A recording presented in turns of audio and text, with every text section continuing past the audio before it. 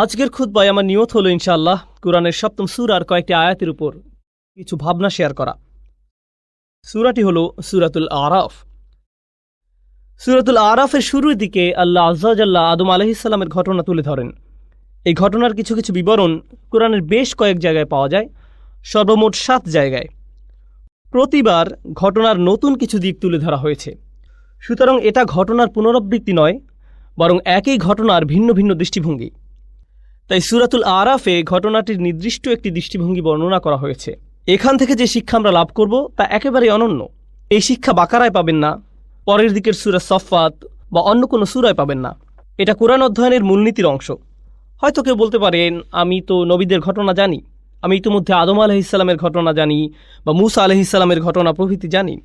প্রকৃতপক্ষে প্রতিবার আল্লাহ যখন কোনো ঘটনা বর্ণনা করেন, তিনি আসলে আপনাকে ভিন্ন ভিন্ন কিছু পাঠ শিক্ষা দিচ্ছেন এবং পৃথক পৃথক প্রজ্ঞা শিক্ষা দিচ্ছেন। আজকে আপনাদের জন্য সে প্রজ্ঞাগুলোর একটির উপর গুরুত্ব দেব, আর তা হলো শুরু থেকে আল্লাহ কিভাবে মানবজাতির সৃষ্টি নিয়ে কথা বলেছেন। খুতবার শুরুতে আমি আয়াতটি তিলাওয়াত করেছি।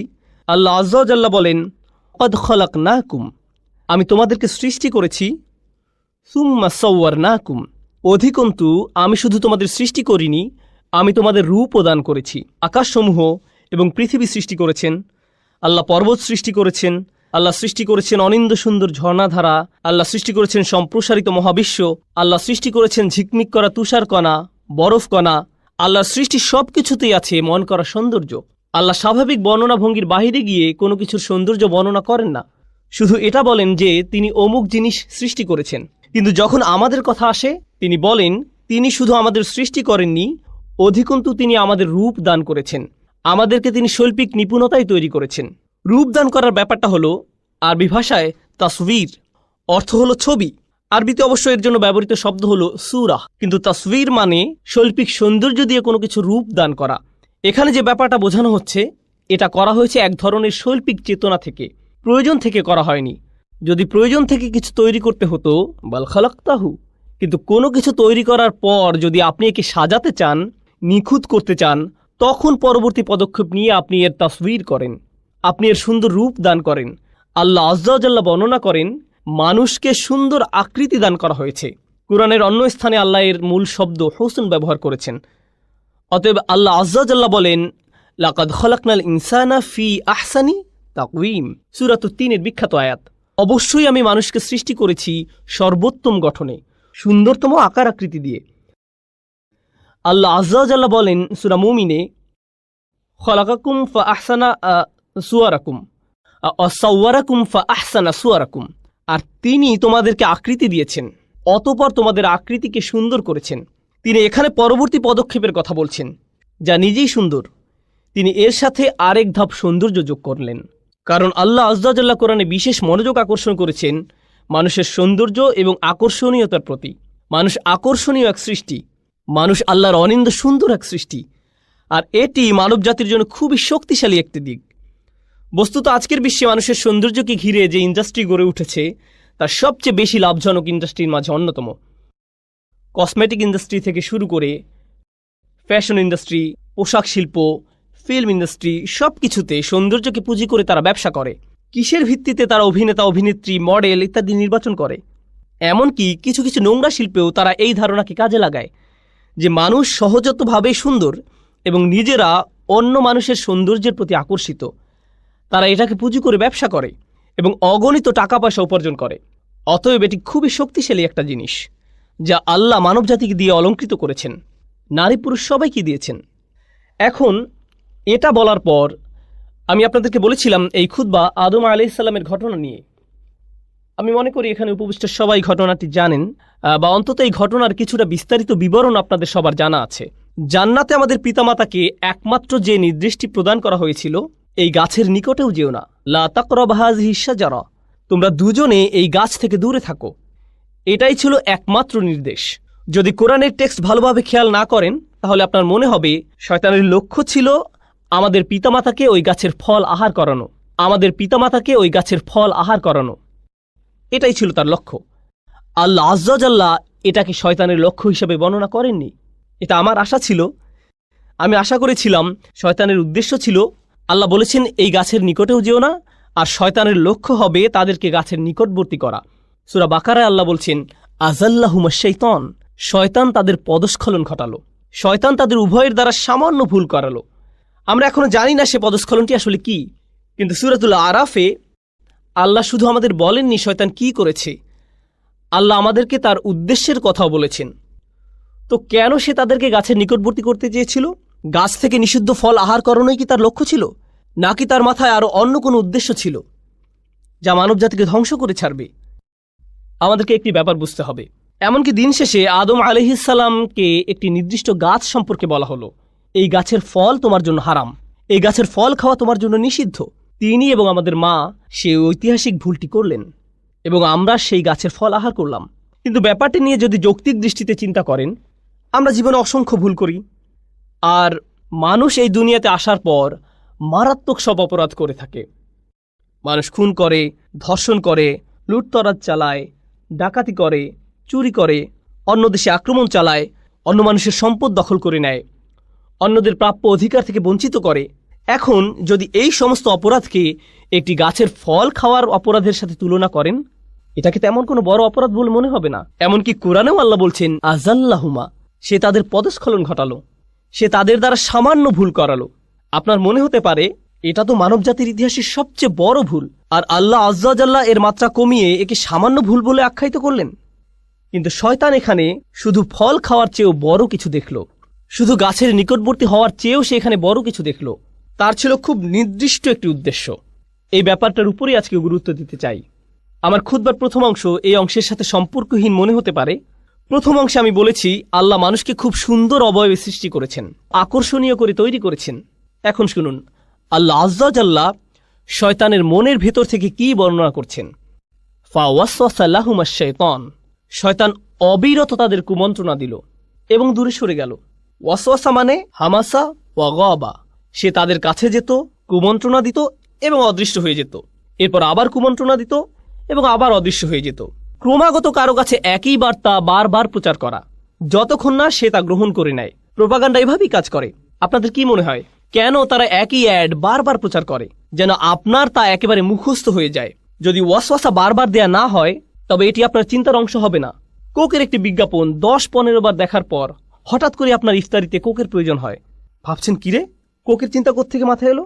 তাহলে ওয়াসওয়াসা মানে মনের মধ্যে কোনো কিছুর ধারণা বারবার প্রবেশ করিয়ে দেয়া। এখন তার উদ্দেশ্য কি ছিল?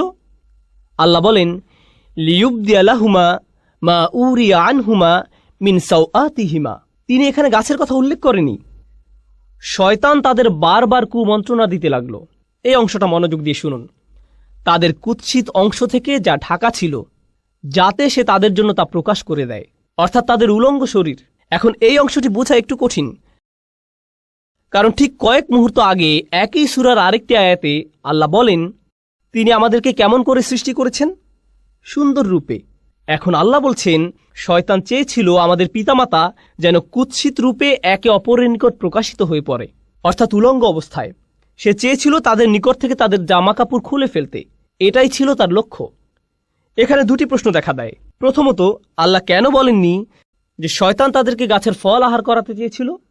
আর দ্বিতীয়ত, হঠাৎ করে কেন যে শরীর আল্লাহ সুন্দর আকৃতিতে সৃষ্টি করেছেন এখন সেটা কুৎসিত? আল্লাহ কোন কারণে এই কথা বলছেন? এই সমস্যাটি মানবজাতিকে, বিশেষ করে ঈমানদারদের অবশ্যই বুঝতে হবে। আল্লাহ আয্যা ওয়া জাল্লা এই শরীরকে সুন্দর করে সৃষ্টি করেছেন। প্রকৃতপক্ষে একজন পুরুষের কাছে সবচেয়ে আকর্ষণীয় বিষয় হলো একজন নারী। আল্লাহ আয্যা ওয়া জাল্লা এই শরীরকে সুন্দর করে সৃষ্টি করেছেন। যুয়্যিনা লিন্নাসি হুব্বুশ শাহাওয়াতি মিনান নিসা, মানুষের কাছে সবচেয়ে বেশি সুশোভিত করা হয়েছে নারী। এটি খুবই প্রভাব বিস্তারকারী শক্তি। এটি এতই শক্তিশালী যে কোরআনে গাছটির জন্য যে ভাষা ব্যবহার করা হয়েছে সেই একই ভাষা ব্যভিচারের জন্য ব্যবহার করা হয়েছে। লা তাকরাবু হাযিহিশ শাজারা লা তাকরাবুজ জিনা লা তাকরাবুল ফাওয়াহিশ। ব্যভিচারের কাছেও যেও না, কোনো নারীর সাথে অবৈধ সম্পর্ক করার কাছেও যেও না, কোনো ধরনের নির্লজ্জতা এবং বেহাপনার ধারে কাছেও যেও না। অতএব এটি খুবই ভয়ঙ্কর। আর এটা এমন কিছু ঠিক গাছের নিকটবর্তী হওয়ার মতো, কাছে গেলেই এটা আপনাকে টেনে ধরবে। ভেবেছিলেন এটা তো শুধু দৃষ্টি বিনিময়, তাকে দেখে পছন্দ হয়ে গিয়েছিল, এরপর আবার তাকালেন, সে মুচকি হাসি দিল, আপনিও হাসলেন। এখান থেকে ধীরে ধীরে একটা চক্রের মধ্যে আটকে গেলেন। এরপর সবকিছু সীমার বাহিরে চলে গেল। কিছু বুঝে ওঠার আগেই এমন কিছুতে আটকে গেলেন, বুঝতেও পারছেন না কিভাবে বের হবেন। সুতরাং কাছে না যাওয়ার উপদেশটি উত্তম একটি উপদেশ, কারণ আপনি জানেন না কোথায় থামতে হবে। কিছু দূর অগ্রসর হওয়ার পর আর থামতে পারেন না। তো আল্লাহ আজ্জা জাল্লা বর্ণনা করেন, যখন মানুষ আল্লাহর অনুমোদিত পথের বাহিরে গিয়ে একে অন্যের নিকট লজ্জাস্থান প্রকাশ করে দেয়, এটাই তখন চূড়ান্ত কদর্যতা, এটাই তখন মানুষের চূড়ান্ত কুৎসিত রূপ। পুরুষ এবং নারীর সুন্দর একটি ভালোবাসার সম্পর্ক থাকার কথা। আল্লাহ আমাদের সুন্দর করে সৃষ্টি করেছেন যেন আমরা একে অন্যের প্রতি আকৃষ্ট হই।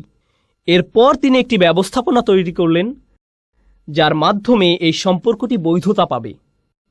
বিয়ের মাধ্যমে এই সম্পর্কটি বৈধতা পাবে।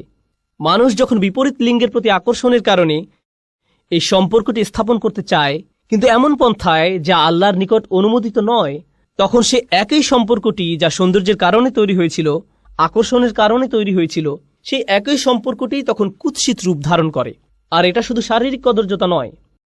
কেউ এটা শোনার পর ভাবতে পারে, আমার একটা মেয়ে বন্ধু আছে, সে সুন্দর, আমি বুঝতে পারছি না কিভাবে সে কুৎসিত হয়ে গেল কুরআন নাজিল হওয়ার পর। আমি এটা নিয়ে কথা বলছি না। আপনার ভেতরে এক ধরনের কদর্যতা আছে। আপনার ভেতরের ভালো সত্তাটি ধীরে ধীরে মৃত্যুর দিকে ধাবিত হয়। তখন মানুষকে শুধু শারীরিক দিক থেকে সুন্দর করে সৃষ্টি করা হয়নি, মানুষকে চরিত্রের দিক থেকে সুন্দর করে সৃষ্টি করা হয়েছে। আর আপনি যখন অবৈধ একটি সম্পর্কে জড়িয়ে পড়েন, তখন আপনার ভেতরে যে সৌন্দর্যগুলো ছিল, আল্লাহ আপনাকে যে সৌন্দর্যগুলো দান করেছিলেন, তার থেকে কিছু কিছু তখন আপনার কাছ থেকে পালাতে শুরু করে।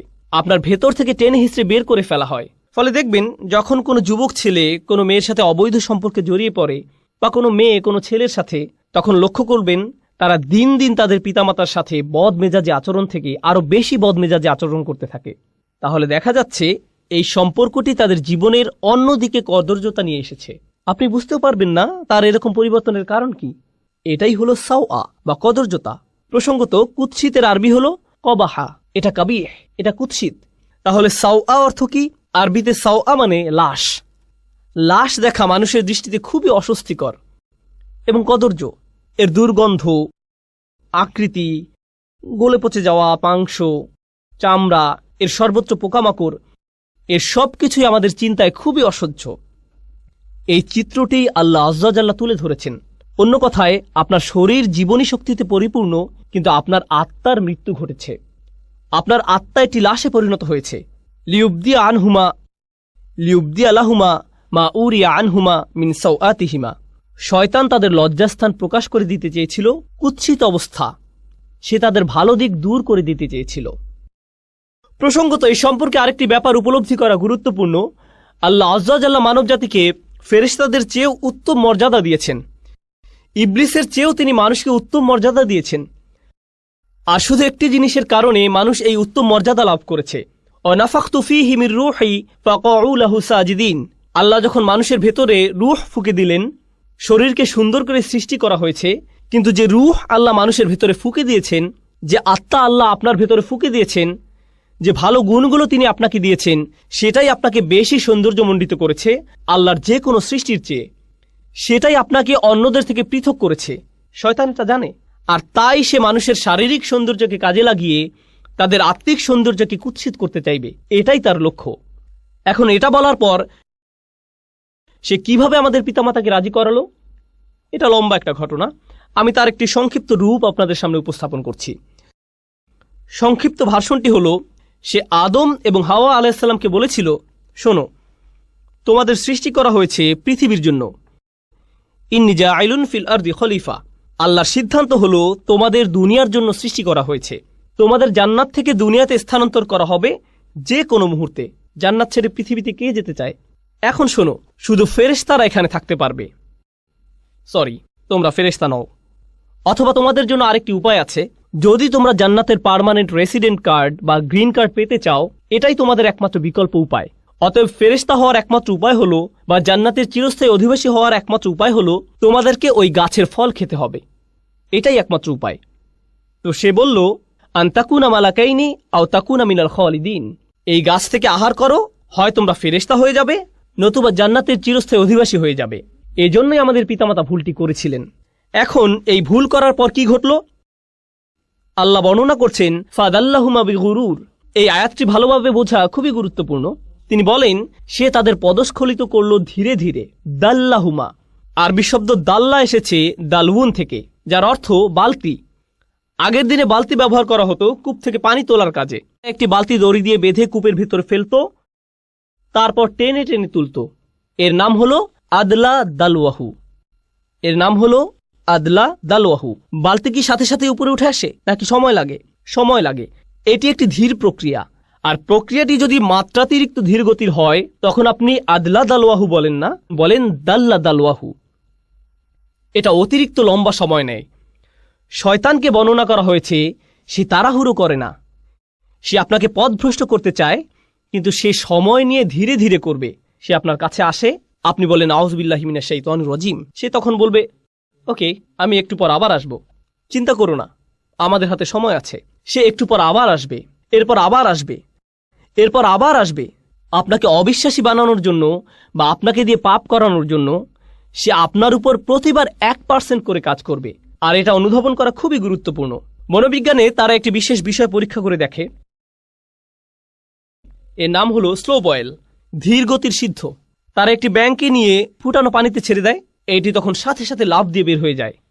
এরপর ব্যাঙটাকে নিয়ে স্বাভাবিক পানির একটি পাত্রে ছেড়ে দেয়, আর তারা পাত্রটির নিচে ধীরে ধীরে তাপ দিতে থাকে। এক সময় তাপমাত্রা তীব্র আকার ধারণ করে, কিন্তু ব্যাঙটা কখনোই লাফ দিয়ে বের হয় না, সেখানেই তার মৃত্যু ঘটে। সে এমনকি বুঝতেও পারে না যে তার তাপমাত্রা ধীরে ধীরে বৃদ্ধি পাচ্ছে। শয়তান আপনাকে দিয়ে হারাম কাজ তাৎক্ষণিক করাতে চায় না, কারণ আপনি বুঝতে পারেন এটা একটা ভুল।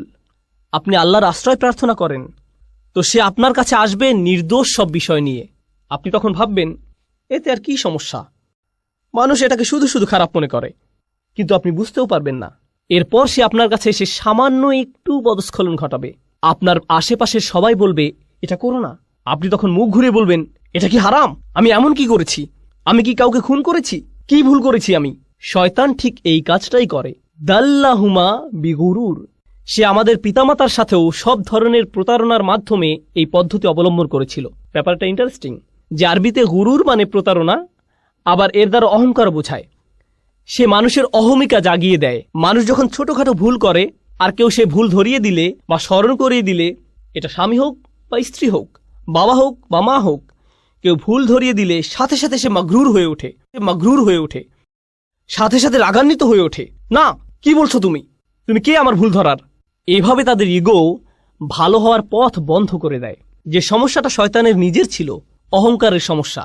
যাই হোক, অনেক সময় ধরে চেষ্টা করার পর সে সফল হলো। সে আমাদের পিতামাতাকে মুহূর্তের মধ্যে গাছের কাছে নিয়ে যেতে পারেনি। সে তাদের কুমন্ত্রণা দিল, আর তারা সাথে সাথে বলে উঠল ভালো বুদ্ধি, ঠিক আছে চলো। না না না, এতে অনেক লম্বা সময় লেগেছিল তারা সেখানে যাওয়ার পূর্বে। অবশেষে তারা তাদের আদি ভুলটি করে ফেলল। আল্লাহ আযজা ওয়া জাল্লা বলেন বাদাত লাহুমা সাওআতুহুমা। তাদের উলঙ্গতা, তাদের কদর্যতা প্রকাশিত হয়ে পড়ল। এটা পরস্পরের নিকট প্রকাশিত হয়ে গেল। তাদের জামা কাপড় খুলে গেল। এই কাজের ফলস্বরূপ তাদের কাপড় খুলে গেল। এটি আসলে কোরআনের শক্তিশালী একটি দার্শনিক প্রতীকী শিক্ষা। আমরা শুধু এর ভাবকে আক্ষরিক অর্থে গ্রহণ করি না, কিন্তু এর ভেতরে রয়েছে বহু প্রজ্ঞা। যখন মানবজাতি হারামের পথ অবলম্বন করে, হোক সেটা হারাম খাদ্য, হারাম উপার্জন, হারাম আচরণ, যখন আমরা সিদ্ধান্ত গ্রহণ করি যে আমরা আল্লাহর বিধান অমান্য করব, যখন আল্লাহ বলেন অমুক কাজ থেকে দূরে থাকো কিন্তু আপনি তার থেকে দূরে থাকেন না, তখন ধীরে ধীরে কিন্তু নিশ্চিত রূপে আপনি আপনার লজ্জাশীলতা হারিয়ে ফেলবেন। আপনি আপনার হায়া শরম হারিয়ে ফেলবেন। জিহ্বা দিয়ে নোংরা শব্দ বের হবে। এর উপর নিজের কোনো নিয়ন্ত্রণ থাকবে না। আপনি নির্লজ্জ হয়ে পড়বেন কথায়, নির্লজ্জ হয়ে পড়বেন দৃষ্টিতে, নির্লজ্জ হয়ে পড়বেন কাজের ক্ষেত্রে। এভাবে শুধু পতন হতে থাকবে। আর এই সব কিছুর শুরু হয়েছিল আপাত দৃষ্টিতে এর সাথে সম্পর্কহীন একটি ব্যাপার থেকে, আদম হওয়ার ক্ষেত্রে একটি গাছের ফল খাওয়া থেকে।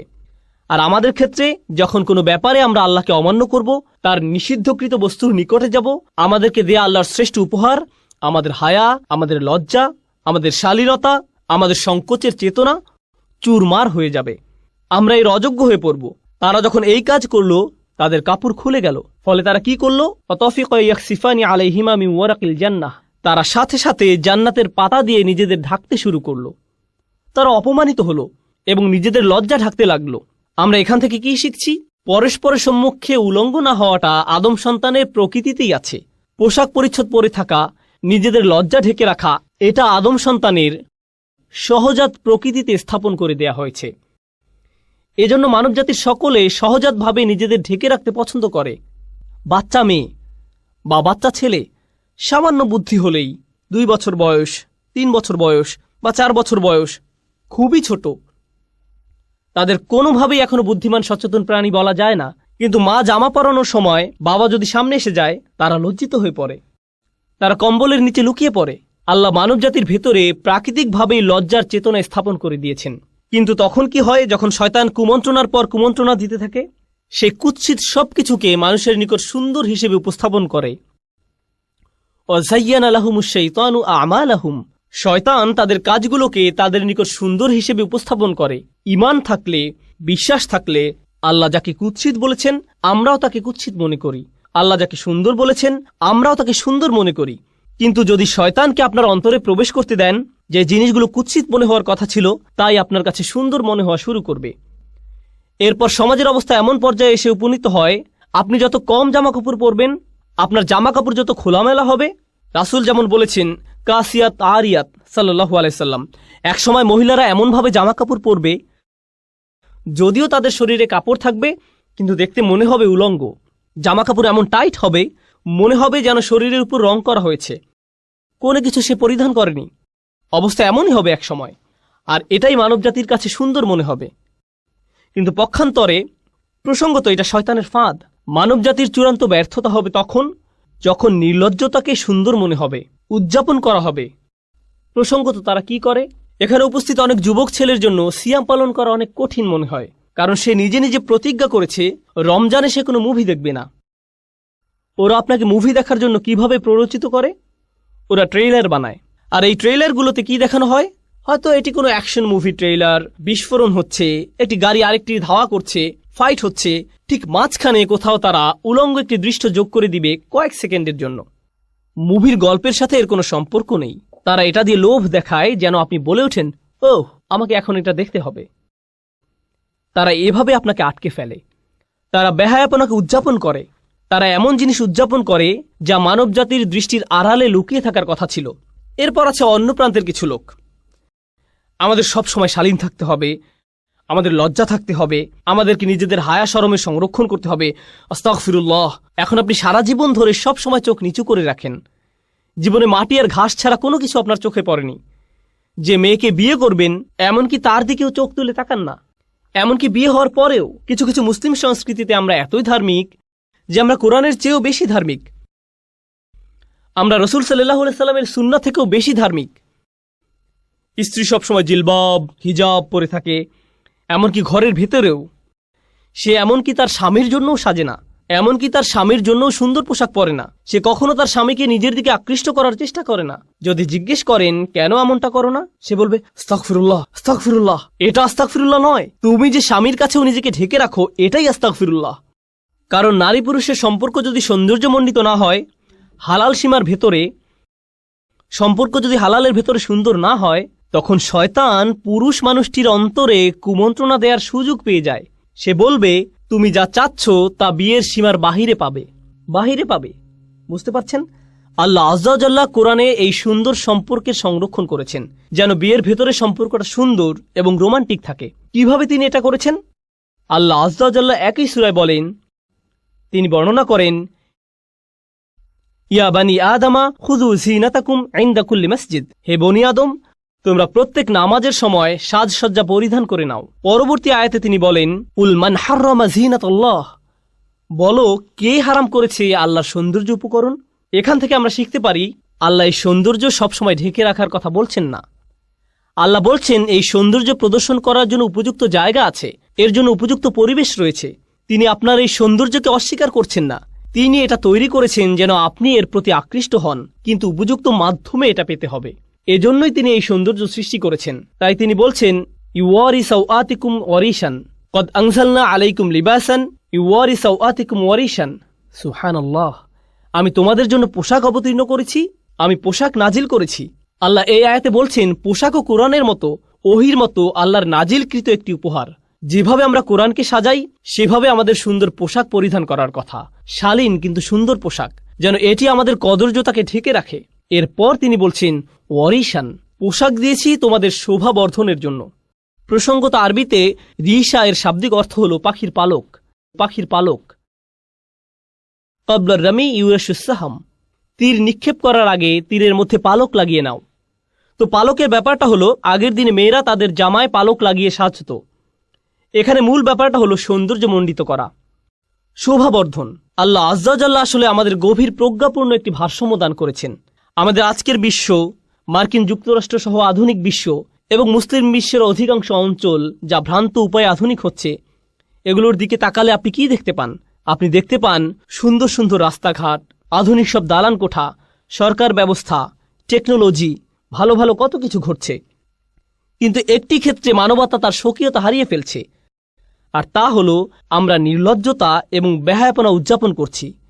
কিশোর ছেলেমেয়েরা বড়দের চেয়েও বেশি নোংরা শব্দ জানে। তারা স্কুলে পরস্পরের কাছ থেকে শিখছে। মোবাইল ডিভাইসের মাধ্যমে এমন সব জিনিসের দ্বার আপনার নিকট উন্মোচিত হচ্ছে যা আপনার আত্মাকে একেবারে ধ্বংস করে ছাড়বে।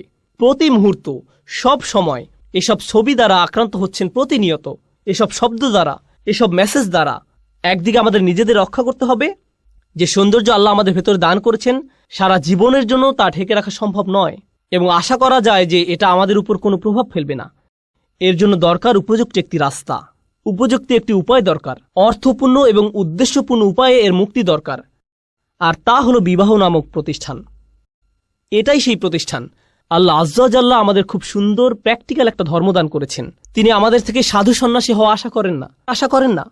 সাহাবারা রাদিয়াল্লাহু আনহুম আজমাইন তথা রাসূল সাল্লাল্লাহু আলাইহি সাল্লামের সঙ্গীদের ইসলামের পূর্বেও একটি জীবন ছিল, আর সে সময় তারা ঠিক এমন ছিলেন না যে আস্তাগফিরুল্লাহ ওইদিকে আপুরা আছেন। সে সময় তারা এমন জীবন পার করেননি। ইসলামের পূর্বে তাদের কারো কারো রোমান্টিক জীবন ছিল, কেউ কেউ এমনই ছিলেন। এমনকি ইসলাম গ্রহণ করার পরেও সেই জীবন থেকে বের হয়ে আসা তাদের জন্য কষ্টকর ছিল। একদিন এক সাহাবী রাসূল সাল্লাল্লাহু আলাইহি সাল্লামের কাছে এসে বললেন, ইয়া রাসূলুল্লাহ, আমি খুব দুঃখিত, আমি রাস্তায় এক মেয়েকে চুম্বন করে ফেলেছি। একজন সাহাবী এটা করেছেন রাস্তায়।